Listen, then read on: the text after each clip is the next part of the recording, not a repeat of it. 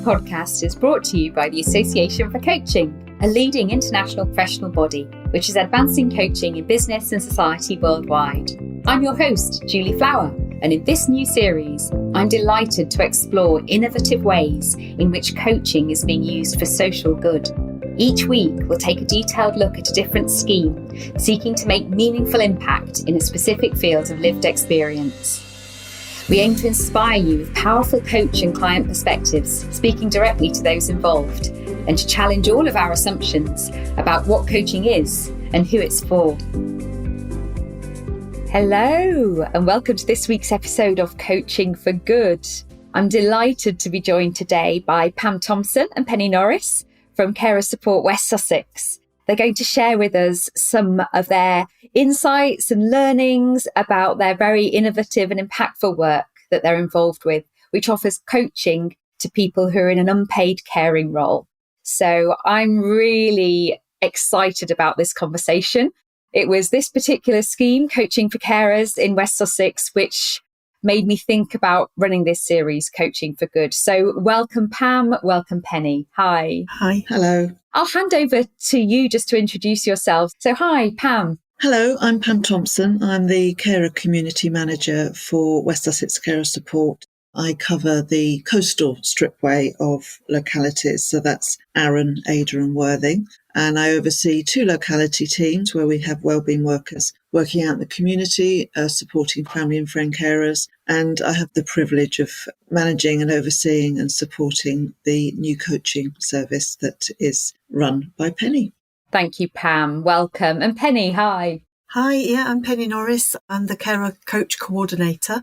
So in a privileged position of working with two fellow coaches. I've worked with Carers Support West Sussex for 3 years now, actually. 3 years just on the 14th of February. So that's wonderful. And it's been a privilege to be part of this new coaching for the carers. Oh, wonderful. Well, I can't wait to hear more about it. So I'm wondering if you could just give us an overview of the work that you're doing to use coaching with unpaid carers. We have a carer coaching programme here at Carers Support West Sussex, which is funded through the National Lottery Community Fund. And it is for family and friend carers, those unpaid informal carers. And the programme is led by 3 accredited coaches, of which Penni is one of them. And the offer is carer coaching introductory information sessions for carers that run throughout the year. Many people might not know what it is to be coached, what is coaching. So that gives them a wonderful opportunity to come find out a bit more.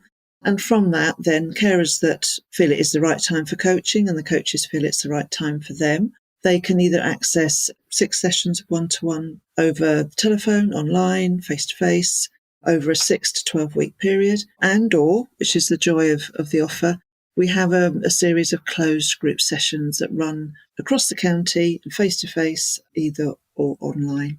The aim of this programme for carers was about helping people to change something in a direction, in a mindset, about building awareness for them around choice and helping them to start making some changes. And in the lifetime of this project, which is 3 years, and we're just coming to the end of the first year, we're hoping to support over 700 carers during this programme.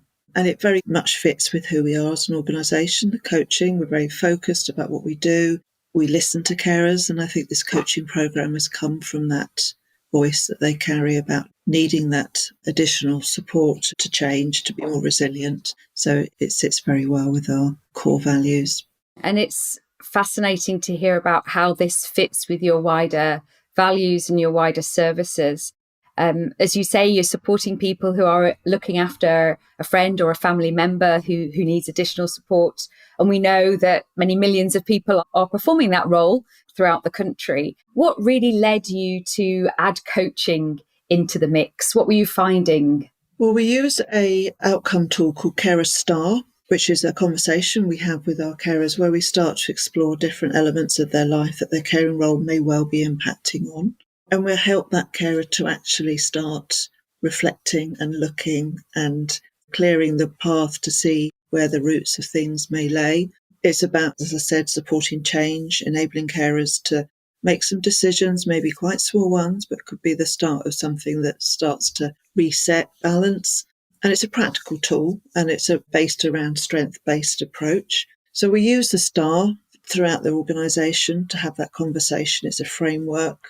And naturally, from that style of narrative with the carer is then the, well, what's next? And encouraging the carer to take the next steps to make those changes. So that coaching just carries on that conversation, but much more in a more focused approach. And I think that opportunity to really focus in a person-centred way on the carer is such a shift, isn't it? Because I know from personal experience, often when you are a carer, the last person you're focusing on is yourself. Absolutely. And it's not just about crisis or when it's really difficult, really hard. It could be that carers are in a really, really good place, time to make some changes.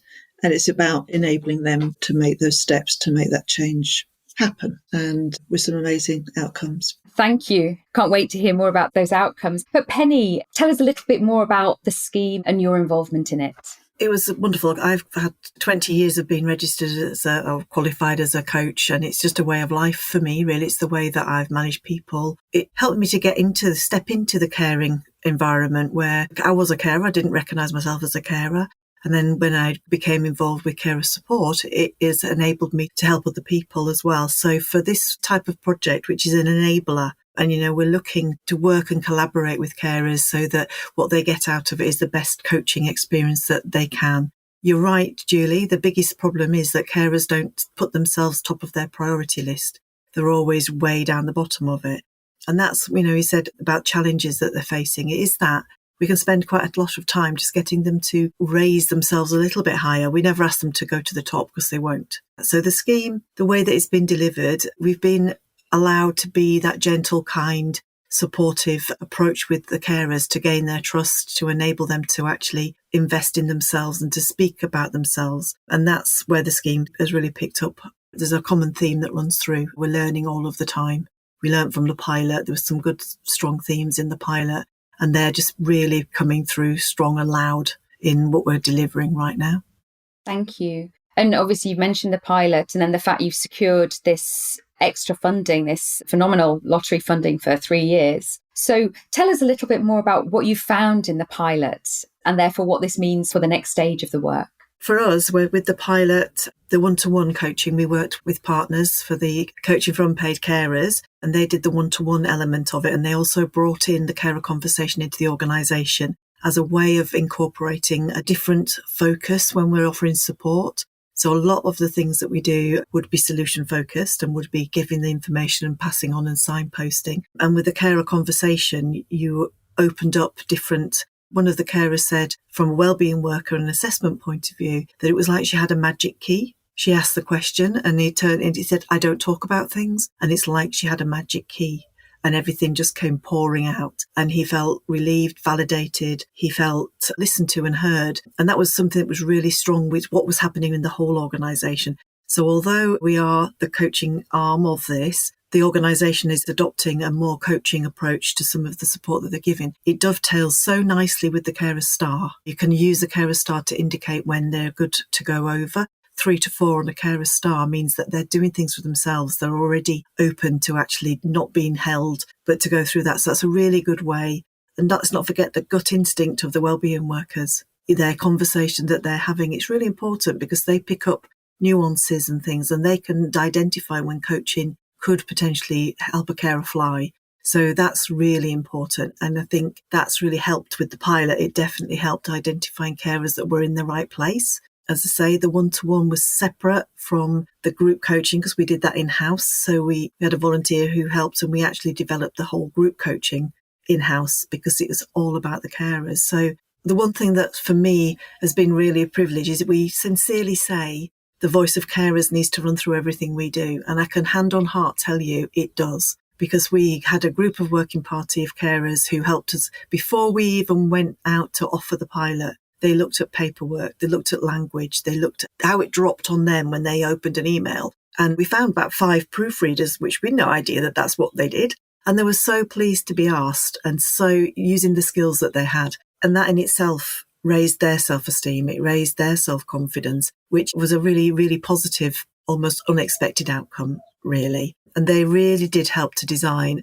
And when the group coaching went under the spotlight a little bit more after we'd had the evaluation of the one-to-one, I had to go back to the carers who were taking part and asked them for more feedback, please. And they were wonderful, absolutely wonderful. In the fact, I was asking an awful lot more of them than I said I would. And they fed in and they became sort of our critical friend.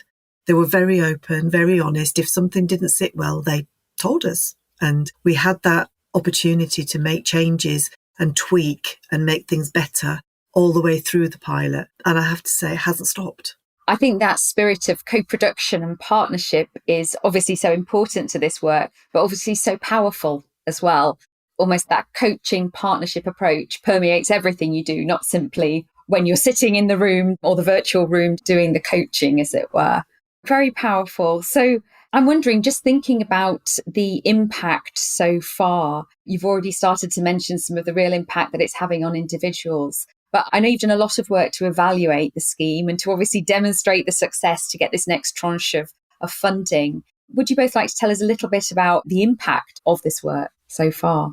Well, if I talk about maybe how the staff have responded, because obviously that's where it had to start from, was from our conversations with carers. So as part of the pilot project, we had the Coaching for Unpaid Carers team did training for our carer-facing staff. And we have a lot of staff who are carers themselves. We have a lot of staff who have background in counselling and mindfulness and coaching. So for quite a few people, it was a known narrative. It was a known style. For a lot of people, quite new. A lot of people have come from a time when within the service, we were very much service driven. Oh, if you need support, ring these people. If you want that, ring that number. And as with the times that we're living in now, those services and things aren't there. So it was a need of being able to meet care expectations of staff, being able to feel that they're of value, they're able to offer quality support. So that whole coaching thing about being able to be solution focused was a learning curve for the staff, was very much so. And some naturally swung into it and others obviously just needed that practice and that encouragement to do it. So that's from the staff perspective as such. Penny, can I hand that over to you for carers? Yeah, for the carers, we did ask for a lot of feedback from the carers when we were doing the pilot. And we've continued on to do that all the way through because it just helps inform things. It's the positive, the evaluation. It was massively positive. And they said we had to look and really search hard to find anything that we could sort of say could maybe improve on this and maybe improve on that. And all they found really was about flexibility, to ensure that we pick up working carers and that we're picking up parent carers. So the flexibility of not being a 9 to 5, that type of thing was something that came out of the evaluation. The group coaching was included in the evaluation, but we did focus on the one-to-one element. And we had some phenomenal changes for people that I was like, wow, I've been coaching a long time. And some of these were breathtakers. We've got Dr. Chris Thorpe. He wanted to go back into being a scientist and back being paid to be that. And we was like, okay, he did the one-to-one coaching, talked through coaching with myself. And then he's gone back in and he's done it. He's actually there now being a scientist and looking at immunology and creating all sorts of things going on with him. But when he started his journey, he was like, I can't do that. That's not going to happen. I've had to give up my life. I've had to give up all of the things that I really enjoyed doing. And he rang me on the day that he went back to the university as a paid person in there. And he said to me, I'm not going to lie, I cried. I never thought this was going to be possible. So the work he'd done with Coaching for Unpaid Carers had really put him on a really great trajectory to do what he needed to do. And on all that, he also had a massive accident, which put him out of action for about 6 months. But one of the motivators for getting back up and getting back on was the fact that he could do that.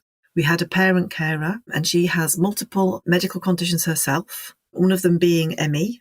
So quite a lot of energy and things from there. She's got 2 autistic daughters, and through the coaching and eventually helping her to focus on herself and look at what she was doing, at the end of it, with the coaching finished, she came back and asked if we could help her with finding funding to do a master's degree because she wanted to go to do a master's degree. So we had some conversations around that and gave her some pointers of where she might be able to look for this funding. And just literally in December, she came back and said, I'm just letting you know, I passed with distinction. I have now got my master's degree in psychology and I'm now writing a paper with one of the tutors. So they're massive things. But if I can also say, bringing it back to the impact it has on somebody who has never found any time for themselves. We had a gentleman who went to a group coaching recently and he hadn't been able to have a bath. So he hadn't been able to have a bath for about 5 years. Because of the nature of his caring role, his wife would always be near him or with him, and he could not dare have a bath and leave her to her own devices. So he hadn't had one. He had showers, obviously, but he hadn't had a bath. So on the third session coming to the group, he was singing and dancing about the fact that he'd actually managed to have a bath. In fact, he'd had 2 baths because he'd made time. He'd set the stall out. He'd got into a position where he knew she would be fine and was now having baths. So it's all relative. That was huge for him. And that really speaks to this being person-centred, doesn't it? You know, what works for some person, what is the aspiration or the goal, or what one individual would like to work on will be very different to what another would like to work on. But you're working alongside them to achieve that. Yeah, absolutely. I think we can put in the show notes links to, I know you've got a very powerful YouTube video. Yes, yeah. From Dr. Chris Thorpe about his work. And I think we've also got the opportunity to hear a few sound bites from carers who've experienced the Coaching for Carers scheme. So we'll hear some of them now. Coaching for me was amazing. It was such a powerful experience. Got to explore my inner self and develop strategies and skills which empowered me. And now as a volunteer, I'm privileged to be with the coaches as they share this wonderful gift with others and see the joy as they release their personal potential. I find it just overall fabulous. I did the group coaching sessions and was open about learning in terms of how these can help me. Sharing as a group was really rewarding and helped me inform my own experience. It was a really safe place where I felt heard and valid. The sessions themselves are a great mix of sharing experiences and talking, but also learning about the coaching models and active listening, which is a real skill. For me personally, after each session, I would go away and reflect on what I'd learned, and it raised my awareness as to how I was coping with things and my mindset and how it could be working against me or working for me and how I could make a choice about that. So it was really nice to be informed and just feel like I have more coping strategies, which I think every carer needs. So overall, a very rewarding experience that can change the trajectory of your caring role. Thank you. Wow, it's so powerful to hear individual people's stories and testimonials. I appreciate, though, of course, in a tough funding landscape, we also need the hard data as well, don't we? Yeah, absolutely. And I believe you worked alongside a university to do some wider evaluation of the scheme as well. Yeah, so I'll pass back to Penny on this because I wasn't involved at the time. Yeah, there was University of Kent. In the pilot, they did a really intensive evaluation. So they spoke to the carers and they spoke to the members of the teams, not just the coaching team, but the actual wellbeing workers as well, to see how they were feeling around the coaching. So it was really quite in depth, and the way that they went through everything. And they were agreeing that we were coaching for social impact. We're coaching to reduce dependency, to actually enable people to feel able and confident enough to look and go after things. I've worked where we've given people solutions, we've given them links, we've given them bucketfuls of information. And actually at that time, they can't deal with all of that. They can't manage to go through. It's all great, it's all well-meaning and it's all wonderful. But because we're in the life of givers, we might give them a link to somebody. Somebody will then give them loads of links and it just becomes an awful lot to go through. And what they were saying with the coaching was it's about enabling people. And for me, the important bit is that bit about prioritising themselves a little bit higher. And that takes a lot of time. That's a real challenge. And finding the time. If a lot of the common goal thread through it is I need time for myself, I've forgotten who I am.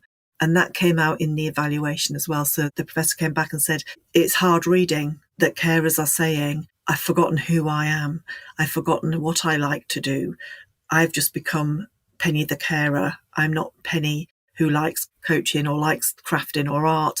I've just suddenly lost myself in this situation. And so part of the challenge for us has been to try and break through that and just give them a glimpse, if you like.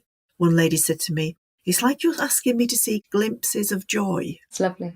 I actually am. I actually am asking you to see glimpses of joy, but you need to notice them because what's joy to me is not joy to you. So it's very personal, like you say, it's person-centred.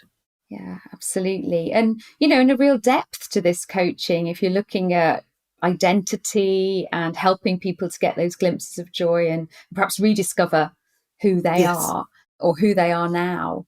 And I'm wondering, therefore, that's asking quite a lot of coaches as well. And I wonder if you could perhaps tell me a little bit about how you found your coaches and what sort of philosophy or approach or way of being they ascribe to. Well, we were incredibly lucky as a service. We already had Penny working for us in our engagement team, and we had 2 members of staff who put themselves forward for the other 2 coaching roles. One is mindfulness and compassion, and both Penny and Di had been involved in the coaching pilot and was very, very committed to that, and Tor herself was a coach. So we were very blessed within weeks of having this funding release to have our 3 members of our team who knew the service, who knew how we operated, who knew our carers, and were a really, really good starting point. And as part of that award from the National Lottery, we were able to send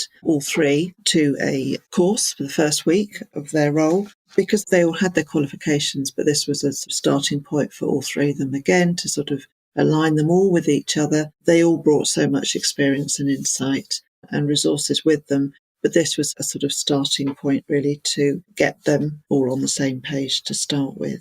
So all 3 are accredited coaches, so we're very proud of them. The carer coaching programme is a model that we really wanted to bring in, as we said before, to sort of sit with the carer star, and it just fitted with everything that we were planning to do. And the 2 Catherines from coaching for Unpaid Carers have been wonderful. They're very much part of our resource and support network going forward. Penny and her team have group supervisions regularly as a part of wellbeing for them as well. And it's such a unique thing that when you ever speak to any professional partners about what we're doing, you really do get this, wow, really? The interest is so strong from our professionals for themselves as potential carers, which they all may be, to actually wanting to be able to offer that to the people they're supporting.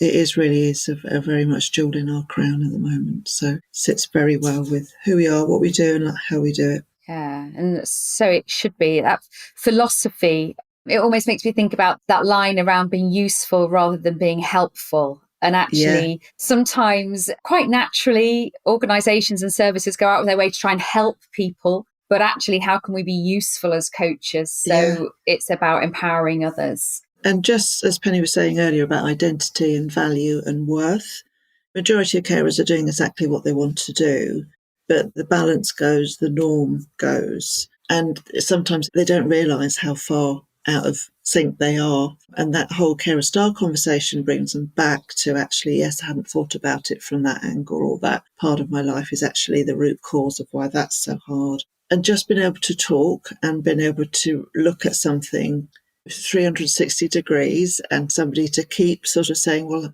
how and why and what would you do then? You just don't talk to yourself in life like that, do you, at all? A family member wouldn't and a friend wouldn't. So it's a very, very special narrative, I think, to get.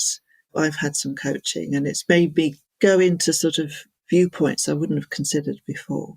And it hasn't got to be a life-changing decision. It can be about, right, I'm going to have half an hour a day where I go for a walk and I read my book, and I'm not going to feel guilty about it, and I'm going to value that. So it can be as wonderful as people going back to uni, back to work, to actually just saying, I'm worth it. Simple as that. Yeah. Di's got a wonderful quote that she uses when we're explaining to carers, because we have to manage their expectations as well, that, we can't make changes to their caring, we can't make things better in that arena. And so a lot of the coaching initially is some quick wins that they can show to them that doing something different can have a different effect. And once they get it, they then roll with that particular model. But her quote is always struck with me. She said, we're not talking about the biggest pebble in your shoe. We're talking about making the walk more comfortable. Yeah, lovely. And they think, okay, we're not out there to say we're going to make life or everything's going to be hunky-dory. We can't say that your resilience is going to be resilience every single day because you're a human being. And no, it won't be, And so we are very honest and authentic about what it is that we're looking to achieve. We can link carers into counselling. We've had somebody who's had coaching so they could go into counselling. And initially, we really felt that if somebody was in counselling, that they shouldn't really have coaching. But we found out through our learning has been, you can do that, because as long as you manage it and you have that conversation. One lady, we were sort of umming and ahhing, and I said, just tell me what you want from coaching. What do you see you're going to get from coaching that you're not getting from the counselling, from everything else? She explained what she wanted and how she was going to go about it. Fantastic. Let's contract on that then. And that's exactly what she does. She manages it. So I can't make a judgment that somebody's in counselling. I just don't want to undo anything that's happening. So if somebody's on a recovery programme in some form, we don't want to do anything that could upset that at all. So it's always that honesty about the person. We don't want to be doing something that's going to put you backwards. If you might want to concentrate on that first and then come afterwards. And some want to do that and some want to do as much as they can. So it is very personalised to them, what they're doing. Yeah, and it's helpful to hear that. I was going to ask you actually around some of those ethical boundaries and boundaries of competence and practice. Particularly, we know that sometimes by the point at which carers contact carer support services, they could be in a situation of crisis or distress or have significant emotional challenges. And you've talked there about how you navigate some of that. But I'm wondering, how else do you integrate with other services or ensure that people get the right support at the right time? It's really wonderful, to be honest, Julie, because we've got Carers Support West Sussex, a great big organisation that is actually does all of that. So one of the things I will say to them, if something comes up in a one-to-one or in group coaching, what we would do with their permission is internally refer them back to a wellbeing worker, because that's where all that knowledge is. It's not my gift to know all of this. Otherwise, I'd have a head this size. It is knowing that I can go to Pam, I can go to colleagues, and I can internally refer literally at a touch of a button. And then that's then picked up by a wellbeing worker or an assessment team or whatever's there. We also are well aware that time for carers is really precious. So in some instances, I was reading some of our initial setup documents before we did this, and I was like, I forgot about that actually, that some carers might not be able to come and do one-to-one because they can't have somebody sit with the person that's being looked after. But there is a mechanism within the organisation to apply for something that will enable that to happen. So any challenges that we come in across, we meet as a group of coaches to probably chew it over a little bit to see where we would go. All three coaches come with different skills, all trauma-based, and are used to that. We've learned very quickly that carers are living in trauma.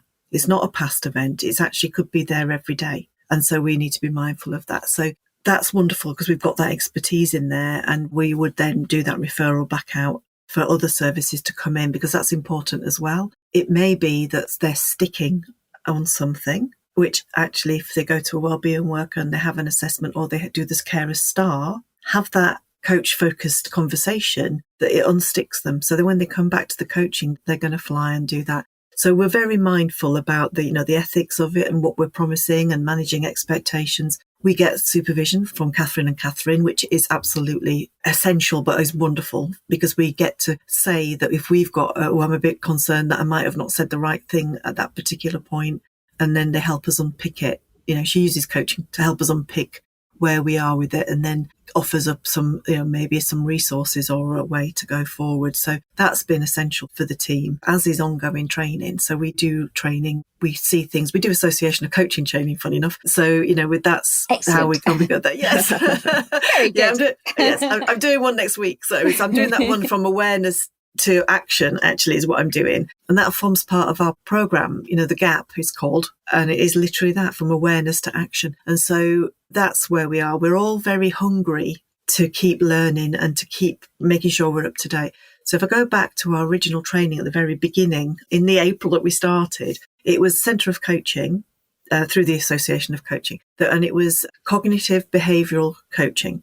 And I was qualified years ago doing coaching. I've kept up to date with different coaching. I've done youth coaching, I've done career coaching, all of that. And just in the middle of this training with the cognitive behavioural, I had that light bulb moment of going, oh God, that's how it works.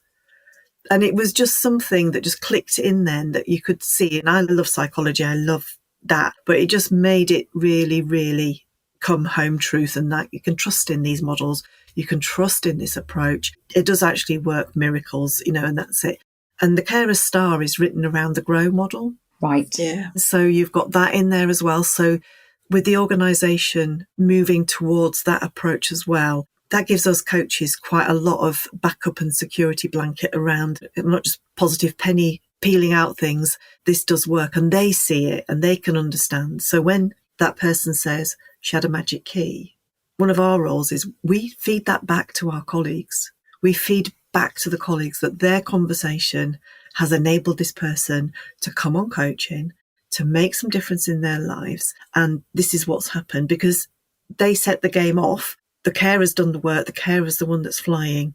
So we do feedback. It's important that colleagues understand and know how positive that their gut instinct or I'll refer them has been received by the carer.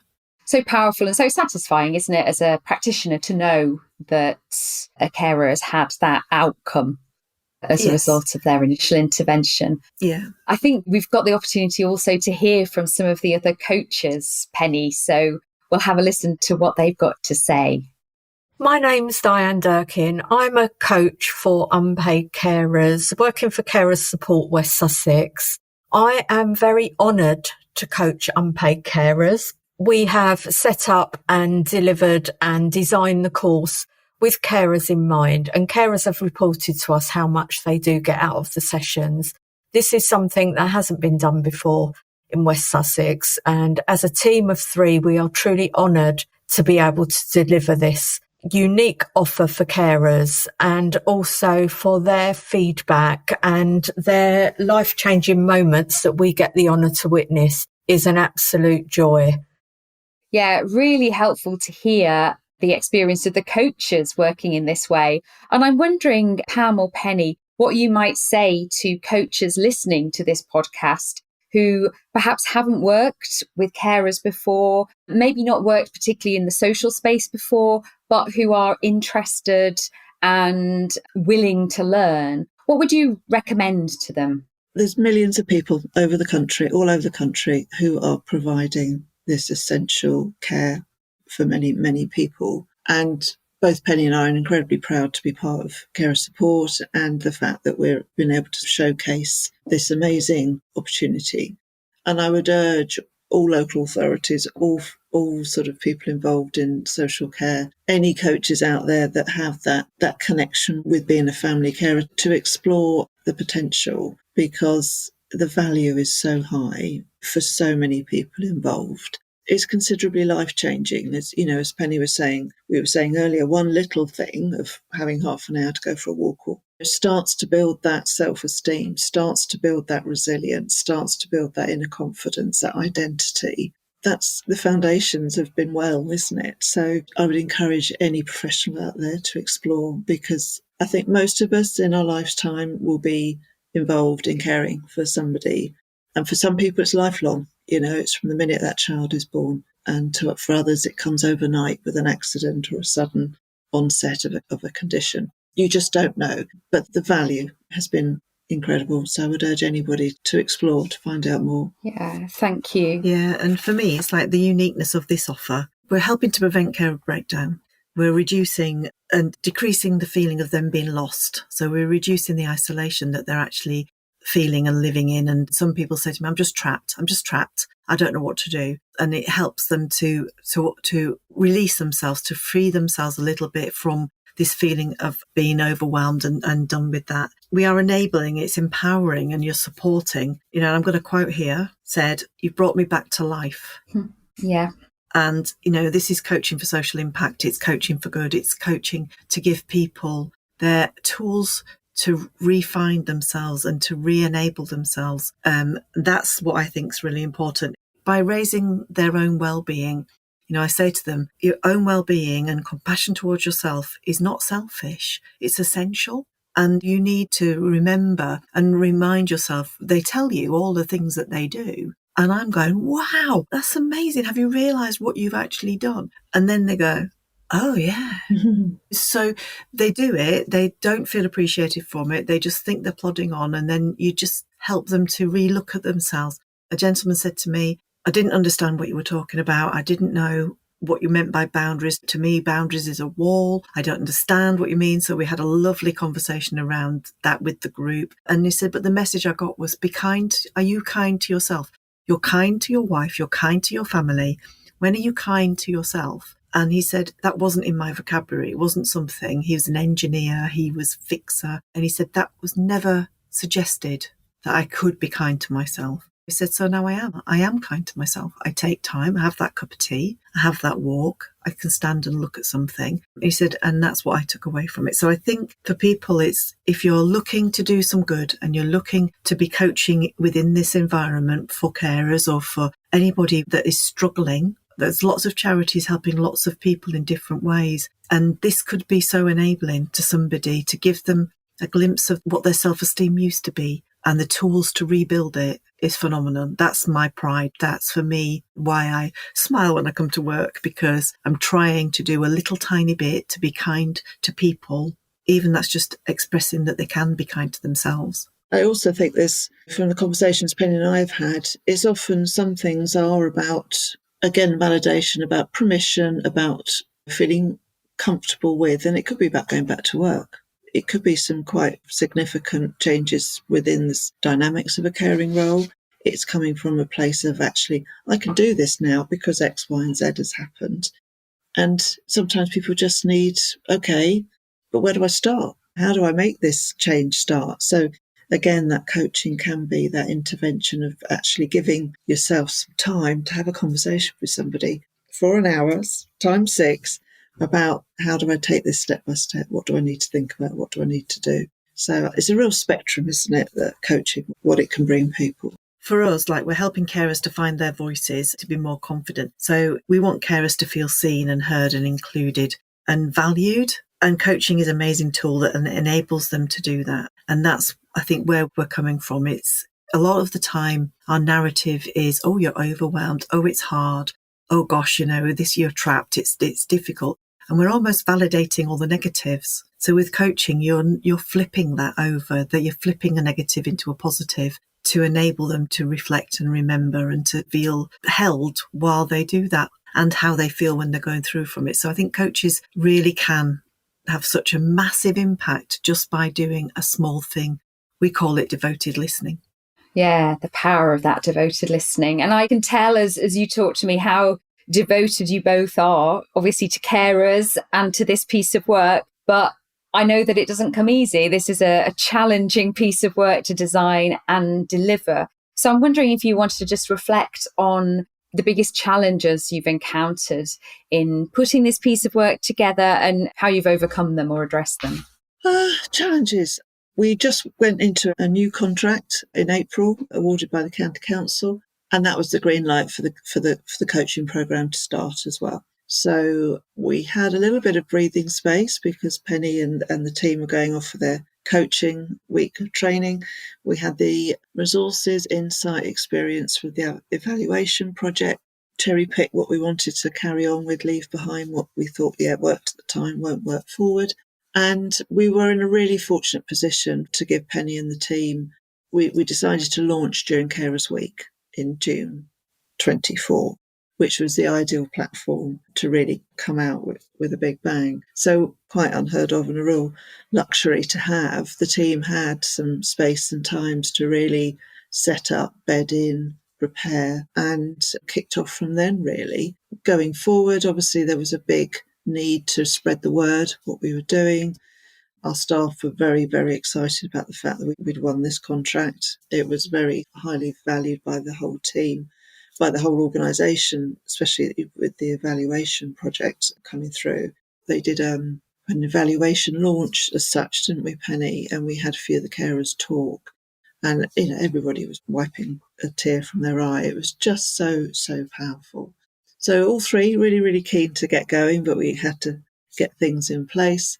Penny and her team did a massive programme of sort of going around all the individual team meetings to say, look, we're here, this is how it's going to happen, this is how you refer, then the carer will do X, Y, and Z, helping them to be able to have those conversations with carers as part of that carer style conversation. Penny and the team then did a sort of tour around so many of our carer groups across the county. Again, introducing themselves, introducing coaching. And Penny, I'll hand over to you now for that next run of launch that we did. It was make it as easy as possible for colleagues to be able to make that referral across. So we don't need a War and Peace. We just need, because we take carers as they are that day, as they present to us. From our point of view, from the carers coming through, one of the challenges we have is about getting them to focus on themselves. So it's a shock. So for us, when I'm looking at it, I'm like, okay, we're talking about you. We respect and we hear your caring role. We know that that's a major part of your life. It is a part of your life, though. So we're looking back at you, and that's the challenge. So when you think if their default has always been to be about the person they're caring for, we're delivering coaches that focus on them. That can be quite scary and unexpected. So it can take a little bit of a time to sort of, okay.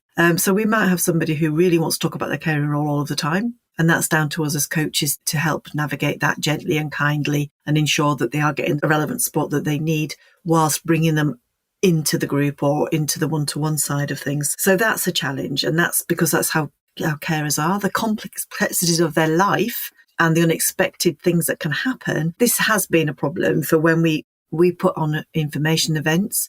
We get 12 people register and we have 3 people turn up. And then, you could do another one. And so we've been smart. We've gone back saying, even though you couldn't make it, if you'd like to enroll, blah, blah, blah. But that's why is that? So we've started to ask that question in our feedback. If you didn't come, could you please tell us why? And that could be an unexpected appointment that's come up. It could be a carer's cared for situation that's come up. It could be that they just changed their mind or they forgot because they're busy. So that's what we've got to try and capture for us so we can go, right, okay, if it's because you forgot, then, I did send you an email the day before, but that'll get lost in the other emails that they're getting. We don't know what's going on in their private lives. So that was challenging. And the one-to-ones, that was the next phase, what Pam was alluding to is, we've done the group coaching. That's up and running. We've created our plan. We've got the program as it works. We explain that there is a path that we're following. With the one-to-ones, they can come in one-to-one immediately. They can do a groups and then they can have a one-to-one. It just depends on where they want to step in.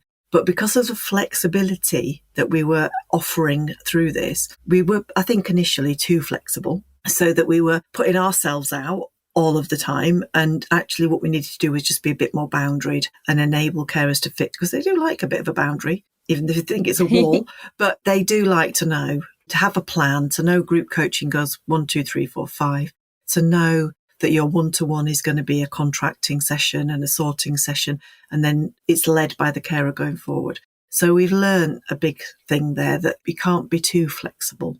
If you're too flexible, people will forget or they won't value it as much as we value it, if you like, because, it's fine, they'll just do it when I want to do it. And actually, we've got other carers that need to be coached too. So we've got to be mindful of that.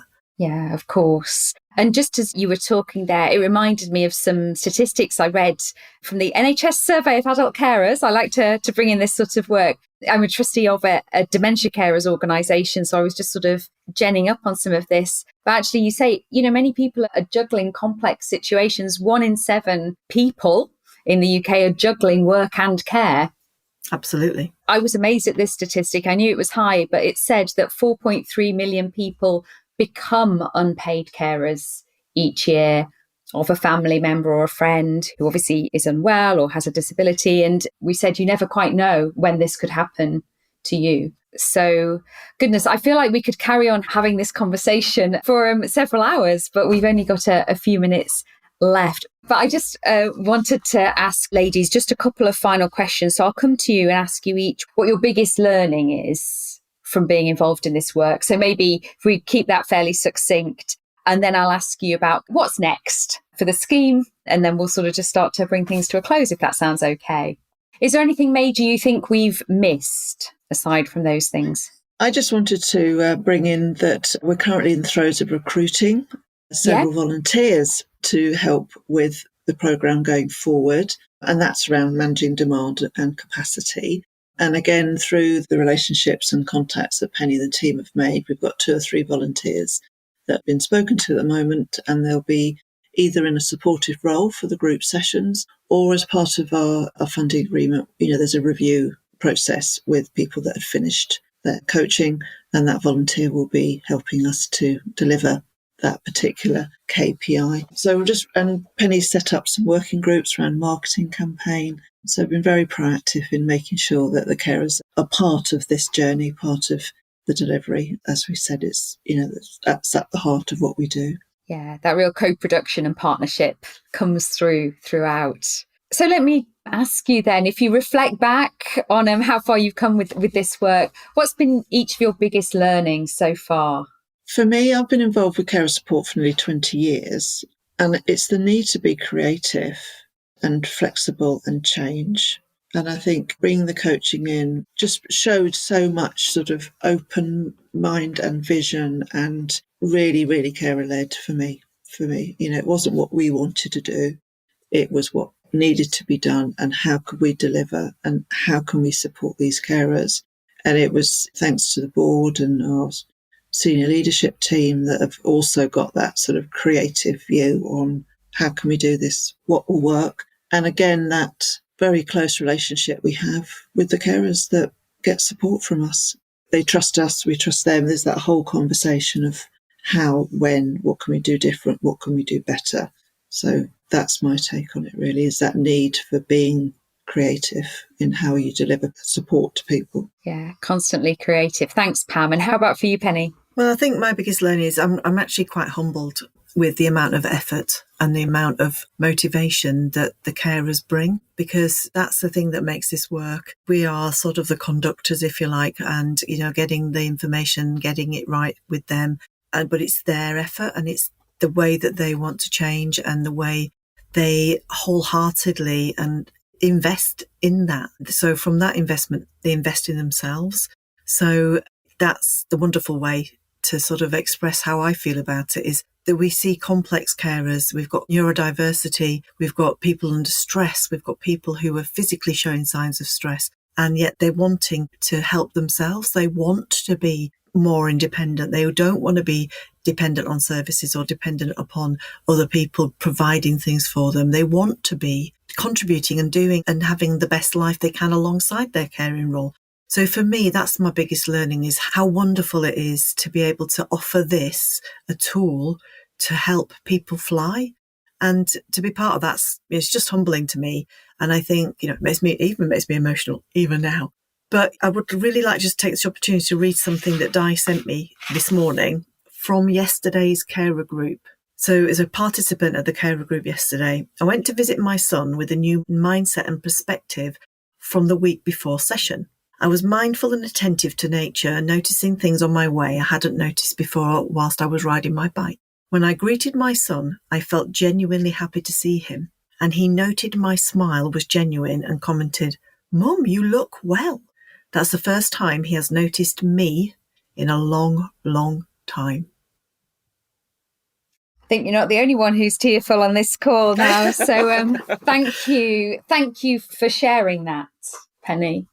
We're going to have to bring this conversation to a close. That feels like a beautiful note to end on. Thank you for bringing us these glimpses of joy about this work that you're doing with carers. I think it gives us all within the coaching community something to aspire to and something to learn from. So thank you very, very much. Thank you. Thank you. Thank you, Julie, for letting us showcase it, because it's wonderful to be able to do this. Yeah, we're very proud. Yeah, as you should be. And I wish you all the best with the next steps. It's wonderful that you've got a good chunk of funding and time now to develop this further. Lots of data crunching. That's the next challenge, is the continuation. So we'll have a dedicated team looking at that and going forward, but we'll certainly have enough evidence and data to prove its worth. Just in terms of next step and hopes for the carers coaching scheme. So next steps, short term, it's year 2, which is where we go out to partners, and we'll be really showcasing the value of coaching and ensuring referral pathways are clear and easy and appropriate referrals. We know already that we've had some NHS staff who are carers have actually flagged up that they would like some coaching. So there's lots of different, again, that whole creative thing around particular different groups and situations that could be looked at. long term, like I said, we've got 3-year funding, but we will be looking to secure funding to carry on. It's not set within our local authority contract and probably never will be. So we've got a very good team who can start that piece of work, and we'll leave that to the experts. Thank you. Thank you both, Pam Thomson, Penni Norris from Carers Support West Sussex. Thank you. Thank you. Thanks for sharing this with us, and we look forward to hearing more about your impact on carers. Thank you. Thank you, Julie. Thank you so much. Thank you for listening to another podcast by the Association for Coaching. For over 20 years, our purpose has been to inspire and champion coaching excellence, advance the coaching profession, and make a sustainable difference to individuals, organisations and society. To find out more about the AC and our member benefits, follow us on LinkedIn or visit our webpage at associationforcoaching.com.